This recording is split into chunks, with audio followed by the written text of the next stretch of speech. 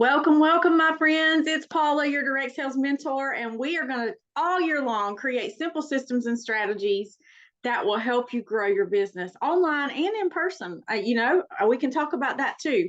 My specialty is the online space, but I have worked in the in-person space for over 20 years. And so I'm excited to continue this journey with you this year as we get some simple systems and strategies in place that you can run on autopilot. You can hand it off to an assistant. You're going to feel so much freer and things are going to be happening. Are you excited? If you're joining me and you're excited about this, drop some excitement below and let me know how excited you are. Let me know if you're joining me live or on the replay today. And one more thing, I want to know how your weather is. We are expected to get some pretty severe weather for our area today. And so tell me how the weather is where you are. I want to know what you're experiencing today. And I am for all of you as for this area that I'm in here. So today we're going to jump in, and our topic is all about planning your content types and formats within your content calendar system. All month long, we're talking about the content calendar system, and I want to help you get some little pieces in place that you can just expand on and build this content calendar system so that you have content happening on a consistent basis, which is going to make your clients show up to see what you have to say. It's going to make your content better because you're going to be creating content consistently, and it makes it better because you're going to understand more about what to do, and you're going to get feedback from people that are watching. So you're going to know what they're looking for and how to continue to make it better. So I'm excited. So I have 3 tips for you today, and we're going to dive into these because these tips are going to help you create the types and formats that you need. I'll explain a little bit more about what I need in a second. But the 3 tips I have for you, and then I'm going to expand on them, is understanding your audience. We need to really understand your audience. I talk about this all the time, but it's easy to miss this. It's really easy to miss this. So we really want to understand our audience. Number 2, diversify your content. I'll explain what I mean about that one in a minute. And then align your content with your goals. Those are my 3 tips for you today. So let's go back and let's expand on them just a little bit so that you can get a little bit of a plan in place for this.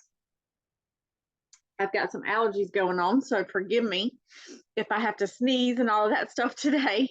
So diversifying your content types. First, you want to introduce a variety of content types to your audience because everybody's personalities are not the same. I am visual, so the listening to something is not as big a deal for me as visually seeing it. I can do the audio, but I prefer to watch. So I prefer videos over the audio. I do audio. I listen to Audible. I listen to different trainings in my car. I hardly ever listen to the radio in my car unless I just need a little pick me up and I want to have some jamming music going. But I'm always listening to something in my car, especially on a road trip. Don't waste that time just driving in your car. Listen to something that's going to help you make an impact into your life and into your business. And so I do that all the time. So I do the audio, but I also love video. I love to be able to see things. And so that's one of the reasons I train the way I do, and record things on Zoom and do screenshots of my computer and things like that, because I want you to learn that way. But also you need the audio part so you can listen to me. If you can't watch, you can listen. And then, writing things down. So you want to do the same thing with your content.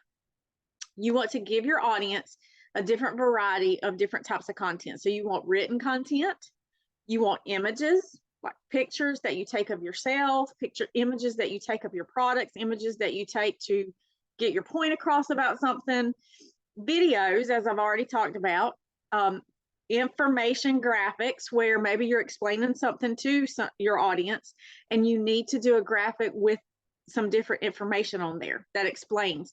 For example, in the beauty industry, it could be an image of your products, but with points on there about the order of application, how you should use your products. So an infographic like that. And then also interactive content, such as polls, surveys, where you're asking for people's opinions. People love to give you their opinions. So ask for their opinions about your products and about other things that you're experiencing. Maybe you're going to buy something, ask them for their opinion on the best thing to buy, the best options. People love that. So introduce a variety of content of types into your content, different types of content. So you're speaking to those people. And then you want to be sure that you tailor that content to different learning styles, as I've already kind of alluded to. Some people are visual. You also want to have written. You want to have it where it's interactive, where they're answering things or they're interacting with you. They're giving their opinion, things like that. And you're going to engage a broader audience, and your followers are going to feel heard when you are doing this, because everybody doesn't learn the same. So your content, my content can't always be video. It's got to be a combination of things, because everybody that follows me is not the same as me. They're not visual, all of them. I don't need to just do audio. So you really want to have a variety of things and get your word out there in a variety of ways. And lastly, that third tip is aligning your content with your business goals. Your content and your activity also should match your business goals. If it doesn't, then you got to readjust the goal, or you got to say, how can I kick it up a notch with my content, with my activity, with the different things that I need to be doing so that my goals can happen? Because if everything isn't aligned, then you're going to miss the boat. So we don't want you to miss it. We want to make sure you're aligned. So you want to connect that content type, the content that you're creating, with the main goals of your business. So for example, if you are working on having so many new clients this year, and your number one goal is to build 100 new clients in your business, then your content should be to kind of feed life into that growth of your clients. So it should be more product related, not necessarily telling them what the products are, but teaching them, giving them value, and then the answer or solution to any problems that they're having.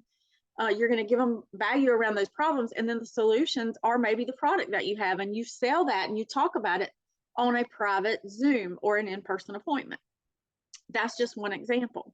Your content should align with your sales goals. So if you want to sell 3 times what you sold last year, then your content has to align with that. Your activity has to align with that. Your content should be geared towards creating a buying environment where people want what you have. You want to create some FOMO. You want to create a situation where they're asking questions so that you can get into conversations with them. You are not going to sell on your social media. You're going to do that in the DMs, and you're going to do that on Zoom. So never talk prices, never talk what the products are, never talk what the company is in any of your social media. You're going to create that sense of curiosity and FOMO to make them want to talk to you in the DMs, to make them want to meet with you, whether it's Zoom or in person, FaceTime, whatever it may be. You want to get them into a situation where they're talking to you. You want them to know, like, and trust you through your social media. But then how can you get them into a conversation? And we're going to dive deeper into that as we keep going through this. And the last thing is evaluate your content types and adjust your plan as needed. So if you're putting content out and not getting a result, ask yourself, what do I need to adjust on this? How does this need to be different? How can I make it better? How can I make people interact with it? And do more of what gets the results. So if you see things that you are getting a benefit from, do more of that. And I can tell you, one of the number one things that I'm going to tell you that you need to do is don't talk about your product and your business, the names of it. You can talk about the benefits. You can talk about the results they're going to get. You can talk about the problems that they have and how you have a result that you can give them. But also asking a question in your content. To give them a call to action. So not just putting content out there, they're not going to interact with that as much. You've got to tell them something to do. You could say, drop live or replay today if you're here on the replay, just like I tell you guys. You could say, drop me below if you struggle with dry skin this time of year. Whatever it is, those just simple questions, even if it's, what's your favorite color, blue or red? It's that easy. If you're looking to buy a new dress and you have 2 choices, or you're looking to go to a wedding and you have 2 choices of what you're going to wear, you could say, which one do you like best on me? Take a selfie of you and say A or B. I'm going to a wedding. Which one do you like best? people will give you their opinion. You're telling them what to do. That's a call to action. So that's the number one thing that I see a lot is people just put content out and they don't necessarily, number one, tie it to their goals, tie it to their business, tie it to their dream client, the solutions and the pain points that those people have, and also not asking a question, not creating a call to action. It will increase your algorithm and increase the results that you're going to get when you get people to interact with you. And the more you do this, the easier that's going to get. So by following these points, you're going to create well-rounded and purposeful content, creating a content calendar system that you're going to love, that you're going to be able to repeat every year. You can create a year-long system that you can repeat every single year. And it's going to resonate with your audience and it's going to drive your business success. Is that exciting to you? Drop success below if that is exciting to you. So you guys, we have a boot camp coming up and I want to invite you to the Facebook group Growth Accelerator Boot Camp. It has been revised a bit. So if you've done it before, this one's going to be updated to include some of the things that I'm talking to you about here and to really get your results and help that Facebook profile and group just kick it up to new levels in 2024. So if you have not registered for the boot camp, drop register below. I want to see you in the boot camp. It's absolutely free. And I would love for you to come and even invite your friends that are in direct sales. They can be in your company or in another company.